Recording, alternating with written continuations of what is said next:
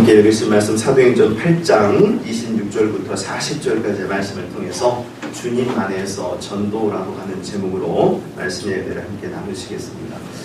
우리가 성경을 읽다 보면 참 많은 명령들이 나온다는 것을 알 수가 있습니다. 하나님께서 우리에게 주시는 명령들인데요. 예를 들어서 안식일을 거룩하게 지키라, 살인하지 말라, 부모를 공경하라, 인내하고 견디라, 나누고 섬기라, 서로 사랑하라, 항상 기뻐하라, 쉬지 말고 기도하라, 범사에 감사하라 등등으로 참 많은 명령들이 나오는 것입니다. 따라서 이러한 명령들을 들으면 어떻습니까? 한 귀로 듣고 한 귀로 흘려보내는 것이 아니라 이 명령들을 잘 지켜가야 되는 것이겠죠. 그럴 때 우리가 더 큰 하나님의 은혜 속에 거하게 되는 겁니다. 그런데 우리가 유심히 이 성경을 보게 될 때 이런 모든 우리 하나님의 명령들 속에서 가장 큰 명령이라 할 수 있는 그런 명령이 제시되고 있는 것을 우리가 알 수가 있습니다. 하나님이 말씀하신 명령들 속에서도요, 가장 일관되게 가장 큰 명령으로 말씀되는 것이 있다라고 하는 것이 있죠. 여러분, 그 명령 어떤 것이겠습니까? 과연 어떤 명령이 가장 큰 명령으로 제시되고 있는 것일까요? 우리 말씀 사도행전 1장 8절 말씀을 한번 같이 함께 읽어보시겠는데요. 자, 스크린에 나와 있습니다. 함께 읽어보시죠. 읽습니다. 시작! 오직 성령이 너희에게 임하시면 너희가 권능을 받고 예루살렘과 온 유대와 사마리아와 땅끝까지 이르러 내 증인이 되리라 하시니라. 아멘. 자, 보십시오. 말씀 우리 예수님께서 부활하시고 승천하시기 전에 행하셨던 말씀, 그러니까 예수님께서 지상에 계셨을 때 마지막으로 하셨던 말씀이라고 볼 수가 있는데, 보니까 예수님께서 뭐라고 말씀하고 계십니까? 어떤 명령을 내리고 계십니까? 바로 내 증인이 되라 라는 것입니다. 주님을 증거하라는 것입니다. 예루살렘 가장 가까운 곳으로부터 먼 곳까지 전도하고 선교하라는 거죠. 이 전도라는 것은 어찌 보면 이제 같은 언어권에서 주님을 증거하는 것이고, 선교라는 것은 다른 언어권 사람들을 향해서 주님을 증거한다라고 할 수가 있을 텐데, 이렇게 주님을 증거하는 전도와 선교에 대한 명령, 이것을 행하셨다는 겁니다. 그리고 이것은 가장 큰 명령이 되고 있죠. 따라서 예수님을 믿고 구원의 은혜 속에 거하며 또 주님을 따르기로 작정한 모든 믿음의 사람들은 어떻습니까? 이 명령을 늘 가슴에 새기며 또 행하고 지켜가야 되는 것입니다. 가장 큰 명령이니까 특별하게 더욱더 지켜가야 되는 것이죠. 피해가고 싶으나 피해갈 수 없는 우리 주님의 명령이시기에 그 주님 안에서 정말 온전하게 이 전도를 행해가야 된다는 것입니다. 그런데 실제적으로는 어떻습니까? 사실 이 전도가 가장 큰 명령이라고 본다면 이 명령을 행하여 갈 때, 이걸 잘 지켜갈 때 주님께서 더 큰 은혜와 축복을 더하실 것이라는 것을 우리가 알고 있는데도요, 그러나 현실적으로 보면 참 힘든 것이 전도요, 선교라는 것을 알 수가 있습니다. 한번 질문 드려볼까요? 여러분, 전도가 쉽습니까? 어렵습니까? 어떤 분들은 쉽습니다 라고 말씀하시는 분도 있지만 사실 다 주저하면서 어렵습니다 이렇게 말씀을 하세요. 참 힘들어요. 특히 요즘처럼 기독교의 신뢰도가 많이 떨어진 때는요, 이 전도가 참 너무 힘들다는 것을 알 수가 있습니다. 그래서 우리 요 근래 우리 교회 다니시는 분들이 좋아하는 영화가 하나 있답니다. 무슨 영화인지 아십니까? 미션 임파서블. 불가능한 임무라는 거죠. 그렇게 싫어한다는, 그러니까 어렵다 보니까 이런 이제 우스갯소리도 나온다는 거예요. 그런데 여러분, 아무리 어려운 상황이라 할지라도 이 전도 어떻습니까? 계속 행해가야 하는 것이죠. 주님의 명령 속에서 우리가 늘 행해가야 됩니다. 왜냐하면 예전에 이 서양에서요 15분이라고 하는 연극이 상영된 적이 있었는데요. 이 연극의 내용이 바로 이런 내용이에요. 어떤 내용이냐면 30세의 장래가 촉망되는 한 젊은 그 사람이 주인공이 되었는데, 이 사람이 20대 때 이미 박사 논문을 제출하면서 통과가 되고요. 그래서 박사학위를 받으려고 하는데 준비하는 상황이고, 또 결혼하려고 하는 아름다운 여인까지 있어서 이제 모든 것들이 다 이렇게 진행되고 있는 상황입니다. 그런데 갑자기 몸이 아픈 거예요. 몸이 아파서 병원에 갔는데 충격적인 말을 듣게 되는 것이 바로 뭐냐면 이 사람이요, 앞으로 15분만 살 수 있다는 겁니다. 그런 얘기를 듣게 된 겁니다. 15분 후면 죽는다는 거예요. 그러니까 여러분들이 만약에 그런 상황이라고 본다면 여러분 어떠시겠습니까? 15분 후에 내가 죽는다. 얼마나 놀랍고 말도 안 되고요. 그래서 이 젊은이도 망연자실하게 앉아있는데 그러다 보니 그렇게 있다 보니까 15분 중에 벌써 5분이 지나가 버린 거예요. 10분만 남아있는 거죠. 그런데 그 순간에 급한 연락이 하나 오는데 그게 바로 뭐냐면 자기에게 이 젊은이에게 억만장자 삼촌이 있었는데요. 그 삼촌이 방금 운명했다는 겁니다. 근데 그 재산을 상속받을 사람이 없어서 이 젊은이, 그러니까 이제 조카가 될 텐데 이 주인공에게 준다는 겁니다. 그러니까 상속 절차를 밟으라는 거예요. 그런 연락이 온 겁니다. 근데요, 살아갈 시간이 10분밖에 남지 않은 그에게 억만장자가 된다는 게 무슨 소용이 있겠습니까?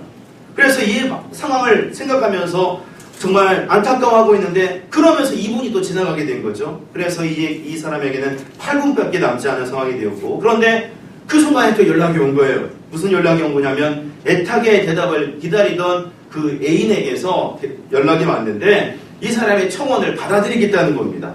결혼 이제 한다는 거죠. 그런데 고작 8분밖에 남지 않았는데 결혼한다는 게 무슨 의미가 있겠어요?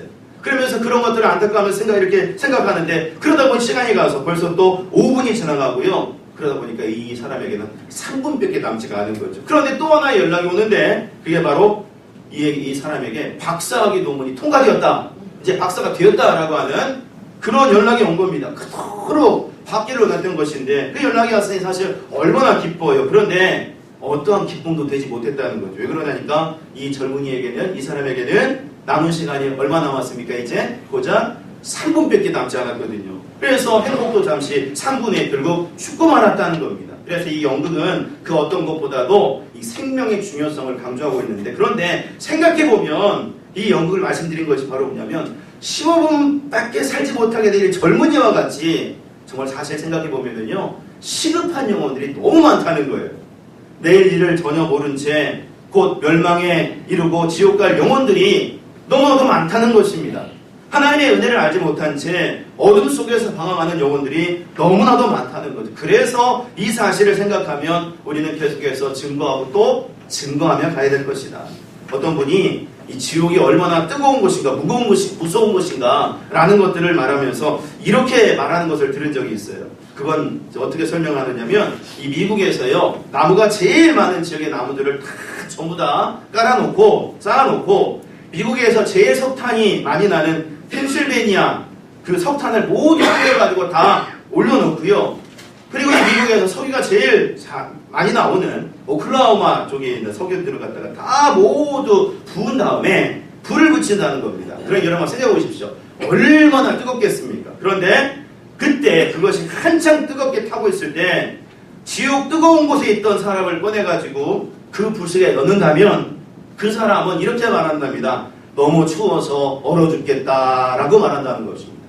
그러니까 이 얘기를 가만히 들을 때 얼마나 이 지옥이 무서운 것인가 라는 것을 생각할 수가 있는데, 그럴 때 보세요. 이 지옥에 갈 영혼들, 멸망 가운데 거할 영혼들이 얼마나 사실 많습니까? 그래서 우리는 심각하게 생각하고 전하고 증거해야 되는 거죠. 그 영혼들을 생각하면서 그 한 생명을 향한 주님의 마음들을 깨달아서 전도의 이 명령을 지켜가야 되는 겁니다. 힘들어도 행해야 되는 것이고 어려워도 행해야 되는 거죠. 그렇다면 이 전도 우리가 늘 잊지 않고 반드시 행해야 될 것인데 어떻게 행해가야 될까요? 오늘 우리는 우리 함께 읽으신 말씀 속에서 그 원리와 방법을 찾을 수가 있을 것 같습니다. 자, 그럼 오늘 말씀을 한번 보시기 바랍니다. 뭘 증거하고 있습니까? 바로 예루살렘 교회에 7집사가 세워지는데, 근데 그 집사들 중에 한 명으로 세워진 빌립이 에디오피아 여왕인 간닥의 그 국구를 맡은 관리인인 네시에게 복음을 전해서 세례를 주는 장면을 우리에게 보고해주고 있습니다. 복음을 전하는데 바로 그 길에서 세례까지 받는 놀라운 역사가 일어난 거예요. 그러니까 여러분 이 말씀을 보고 있느라면 정말 우리가 놀랍게 감탄할 수밖에 없는 것이고요. 또 이런 역사들을 우리도 또 경험하면 좋겠다라는 생각들을 가지게 되는데, 자, 그렇다면 잘 보세요. 어떻게 이런 놀라운 역사가 일어나게 되었을까? 오늘 말씀에 찾을 수 있는 전도의 원리가 무엇일까라고 하는 것인데, 첫 번째는요, 바로 전도는 내가 아닌 성령님이 행하신다는 것입니다. 내가 아닌 성령님이 행하신다. 여러분 오늘 본문 26절을 다시 한번 읽어보셨으면 좋겠습니다. 자, 26절 말씀 함께 읽어보시죠. 읽습니다. 시작. 주의 사자가 빌립에게 말하여 이르되 일어나서 남쪽으로 향하여 예루살렘에서 가사로 내려가는 길까지 가라 하니 그 길은 광야라. 아멘. 말씀 보십시오. 주의 사자가 빌립에게 말해서 예루살렘에서 가사로 가는 길에 남쪽으로 가라 라고 했다는 겁니다. 그런데 재미난 것은 왜 가야 되는지, 누굴 만나는 것인지, 또 가서 뭘 해야 되는지 전혀 말씀하지 않았다는 거예요. 그냥 그곳으로 가라고 했다는 것입니다. 특히 여기서 주의 사자라는 것은 하나님 부르시는 천사를 말한 것일 텐데 그 천사가 이렇게 말을 한 겁니다. 빌립에게요.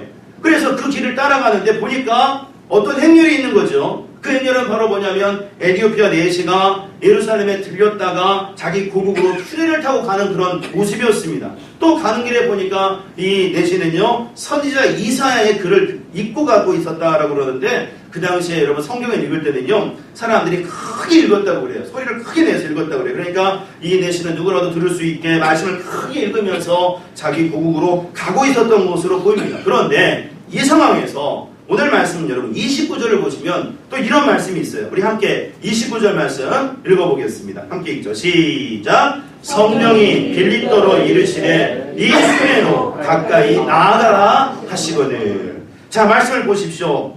성령님께서 이 빌립을 이끄셨다라고 합니다.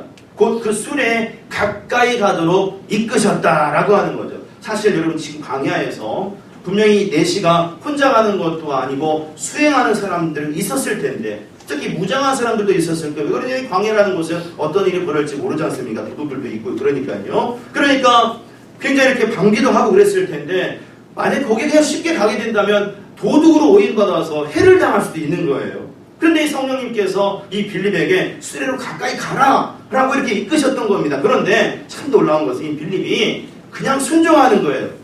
그래서 수레에 가까이 갔다는 거죠. 그래서 그 내시가 읽고 있던 이사야 53장 말씀을 듣게 되었고 그 의미를 모르고 그 말씀이 누구를 말하는 것인지 전혀 알지 못하고 있는 그 모든 것들을 주목하면서 결국 이 빌립이 무엇인가, 그 말씀이 무엇을 의미하는가 라는 것들을 물어보면서 그 의미를 설명해 주고요. 그래서 결국은 이 내시가 그 전도를 받아들여서 예수님 믿게 되었고 세례까지 받게 되었다는 겁니다.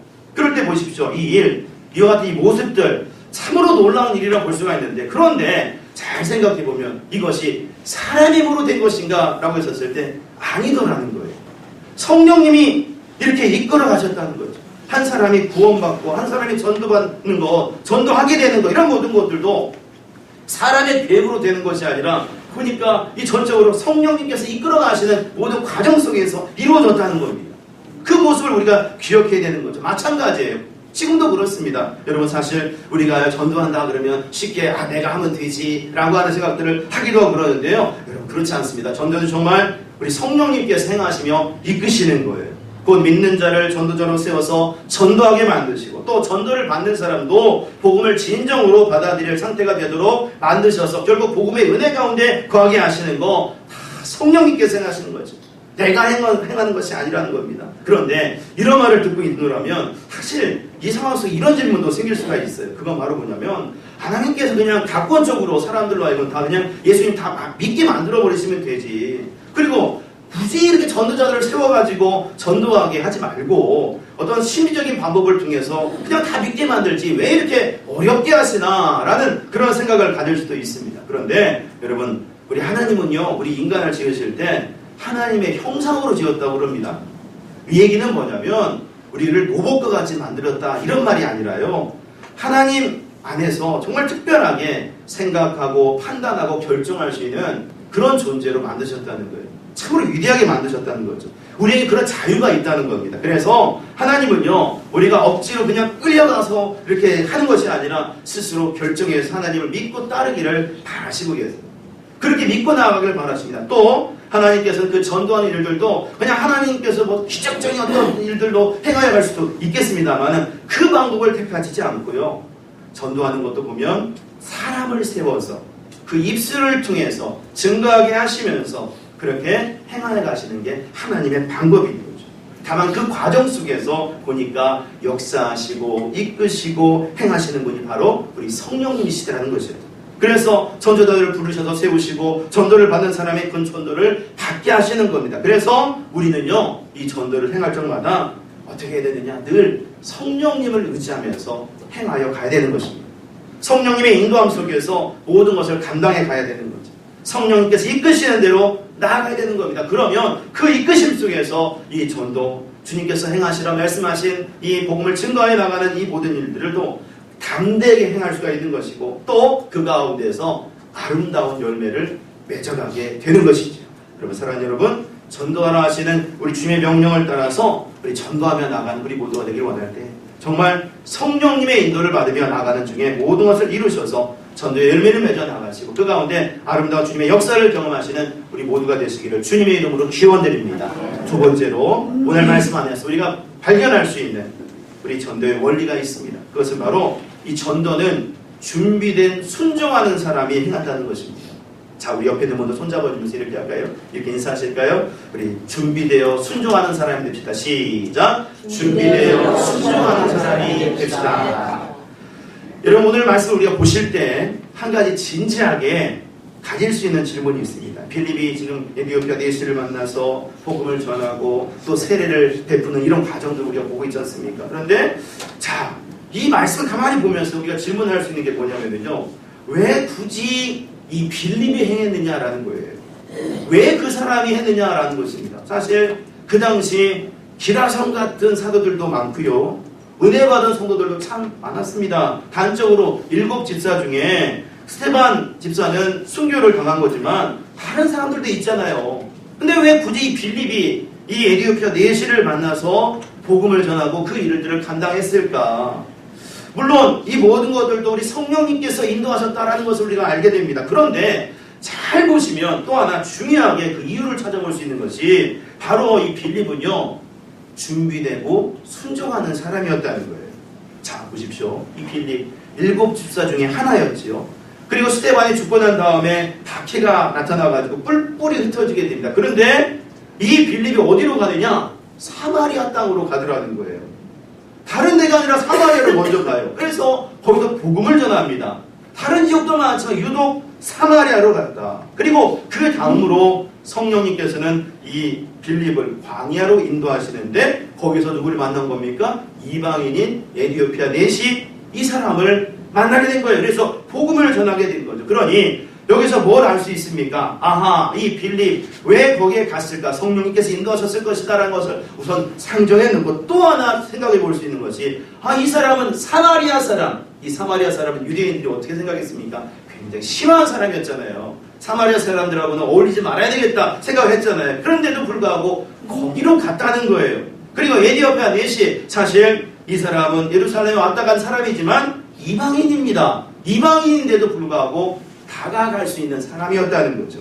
그야말로 복음이 전해질 때 선입견을 갖고 있어서 누구는 안 되고 누구는 되고 누구는 문제가 있어서 안 되고 누구는 또 되고 이런 것이 아니라 모든 사람에게 다 다가갈 수 있는 사람이었다는 겁니다. 또 오늘 말씀에서도 보시면 에디오피아 내시가 입고 있던 말씀이 이사야서 말씀이라고 그러잖아요. 53장 말씀인데, 그런데 그 말씀을 이 내시가 막 크게 입고 있었을 때 그 말을 듣고요, 그 말씀이 이사야 말씀이라는 것을 이 빌립은 알고 있었어요. 만약에 거기서 모르고 있었다면 어떻게 되겠습니까? 몰랐다면 어떻게 되겠어요? 그냥 어떤 말씀 입고 있나 보다 생각하다가 지나칠 수가 있었겠지요. 그러나 이 빌립은 그 말씀이 어떤 말씀인가 라고 하는 것을 알고 있었고요. 그래서 그 내시에게 다가가 그 말씀을 설명할 수 있었다는 거죠. 준비가 된 사람이었습니다. 그리고 또 하나 중요한 것은 이 빌립은요, 성령님께서 이끌어 가실 때 그대로 순종하더라는 거예요. 하나님께서 이끌어 가실 때 떠나라면 떠나고, 가라고 하면 가고, 증거하라면 증거하고, 그렇게 그대로 순종하여 가는 사람이었습니다. 아브라함과 같이 그대로 순종한 사람이었어요. 그러니까 결국 보십시오. 주님은 이 빌립을 통해서 놀라운 일들을 행하셨던 거죠. 성령님께서 역사하시는 중에 큰 일을 이루셨던 겁니다. 그런데 마찬가지예요. 우리들도 명령을 따라 전도를 온전히 행하여 가기를 원한다면 빌립과 같이 준비된 자가 되어야 된다는 얘기입니다. 복음을 증거할 수 있게 준비된 사람.